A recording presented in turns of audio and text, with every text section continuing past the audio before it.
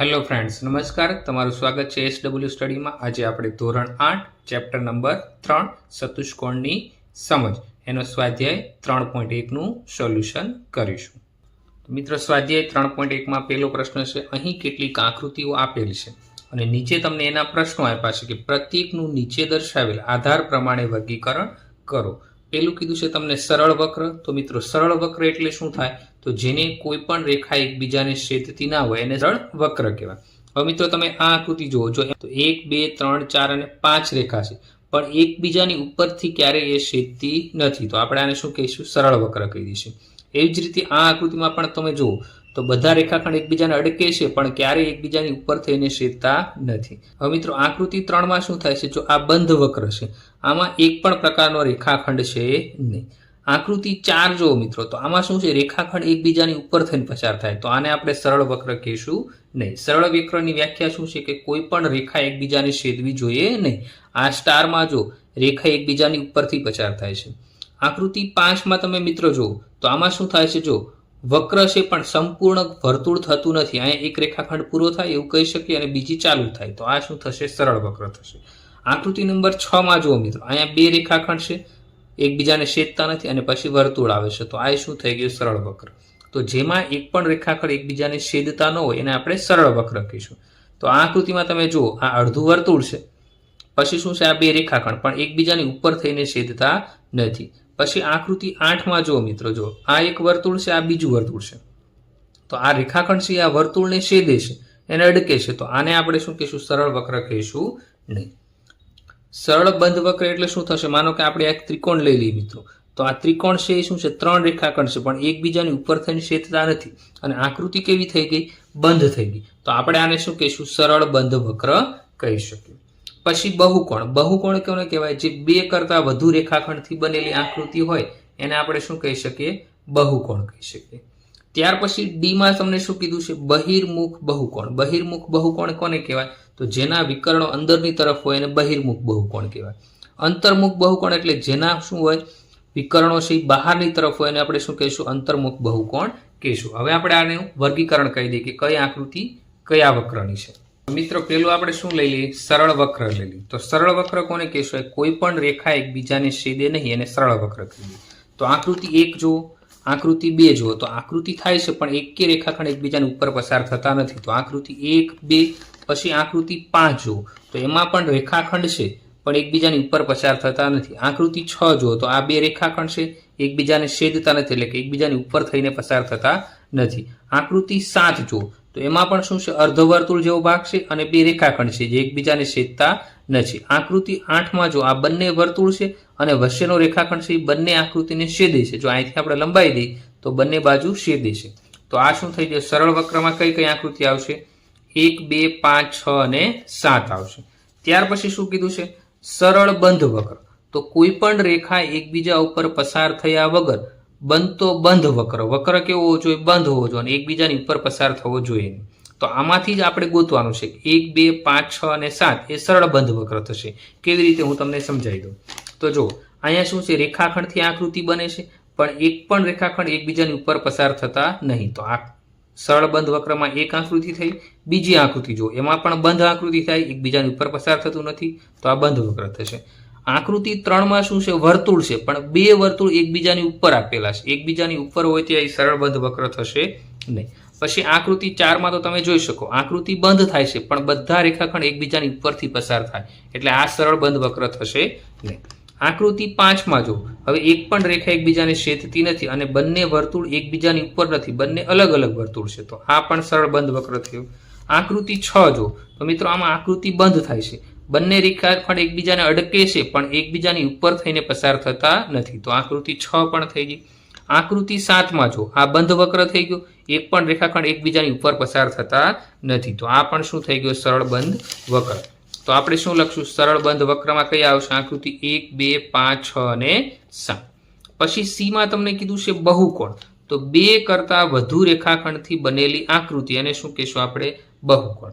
હવે બહુકોણમાં ખૂણા એક કરતા વધારે હોવા જોઈએ, તો એમાં આકૃતિ જુઓ તમે, બે કરતા વધારે રેખાખંડ, તો આ એક રેખાખંડ, બે રેખાખંડ, 3 રેખાખંડ, 4 રેખાખંડ, તો બે કરતા વધારે રેખાખંડ થઈ ગયા. તો આ પેલી આકૃતિ બહુકોણની. બીજી આકૃતિમાં 1, 2, 3 અને 4 રેખાખંડ છે, તો આ રીતે શું થઈ ગયો? બહુકોણ. આકૃતિ 3માં રેખાખંડ જ નથી. આકૃતિ 4માં મિત્રો જો તો શું થાય છે? બધા રેખાખંડ એકબીજાની ઉપરથી પસાર થાય, તો એ બહુકોણ થશે નહીં. આકૃતિ 5માં પણ રેખાખંડ છે નહીં.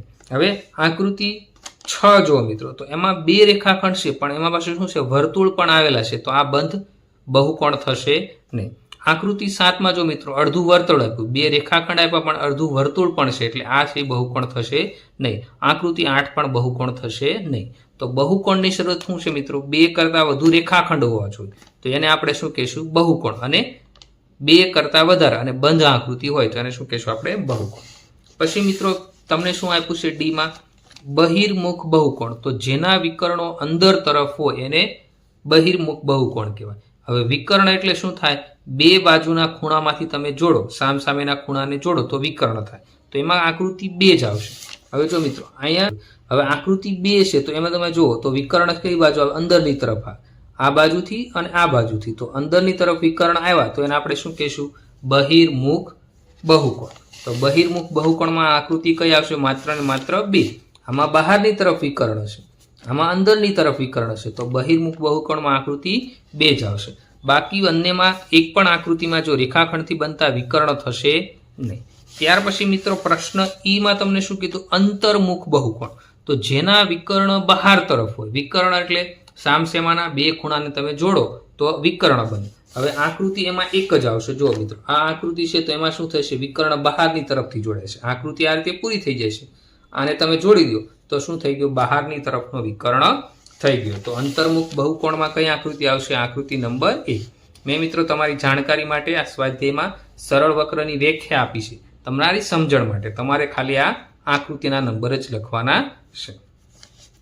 તો મિત્રો જો આ તમને વિડીયો ગમ્યો હોય તો ચેનલને સબસ્ક્રાઇબ કરવાનું ભૂલતા નહીં. ત્યાર પછી મિત્રો પ્રશ્ન નંબર 2 છે, એમાં શું કીધું? નિયમિત બહુકોણ એટલે શું? એવા નિયમિત બહુકોણના નામ આપો જેમાં 3 બાજુ હોય, 4 બાજુ હોય અને 6 બાજુ હોય. હવે મિત્રો બહુકોણ એટલે શું થાય? તો જેને 1 કરતાં વધારે ખૂણા હોય એને આપણે શું કહીએ? બહુકોણ. અથવા 2 કરતાં વધારે રેખાખંડથી ખૂણા બનેલા હોય એને આપણે શું કહીએ? બહુકોણ. તો મિત્રો પહેલા બહુકોણની વ્યાખ્યા. બહુકોણની વ્યાખ્યા શું થશે? જે બહુકોણના બધા જ ખૂણાના માપ તથા બધી બાજુના માપ સરખા હોય તેને નિયમિત બહુકોણ કહેવાય. ખાલી બહુકોણ કોને કહેવાય મિત્રો? તો 2 કરતાં વધુ રેખાખંડથી આકૃતિ બની હોય. બહુકોણ એટલે 2 કરતાં વધુ રેખાખંડથી બનેલી આકૃતિ અને બહુકોણ કહેવાય. પણ નિયમિત એટલે શું થશે? જેની બધી બાજુના માપ સરખા હોય અને ખૂણાના માપ સરખા હોય. હવે આપણે તમે ત્રિકોણમાં જુઓ મિત્રો, તો આ બાજુનું માપ જેટલું છે એટલું જ માપ આ બાજુનું છે, એટલું જ માપ આ બાજુનું છે, તો આ શું થઈ ગયું? નિયમિત ત્રિકોણ થઈ ગયો. ત્રણેય ખૂણાના માપ કેટલા હશે? સરખા હશે, તો આ શું થઈ ગયું? કહેવાય નિયમિત બહુકોણ થઈ ગયો. અને રેખાખંડ 2 કરતાં વધારે, તો 1 રેખાખંડ, 2 રેખાખંડ, 3 રેખાખંડ. પછી મિત્રો આ ચોરસ જુઓ, તો એમાં આ ખૂણો, આ ખૂણો, આ ખૂણો અને આ ખૂણો, ચારેય ખૂણાના માપ સરખા છે. ચારેય બાજુના માપ કેવા છે?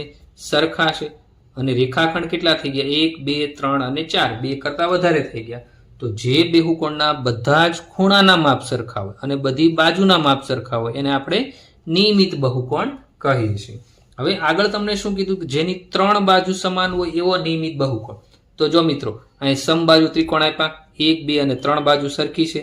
ત્રણેય ખૂણા 1, 2, 3 સરખા, તો 3 બાજુ સરખી એવો ત્રિકોણ કયો થઈ ગયો? સમબાજુ ત્રિકોણ થઈ ગયો. એટલે સમબાજુ બહુકોણ અથવા નિયમિત બહુકોણ કહી શકો. પછી શું કીધું?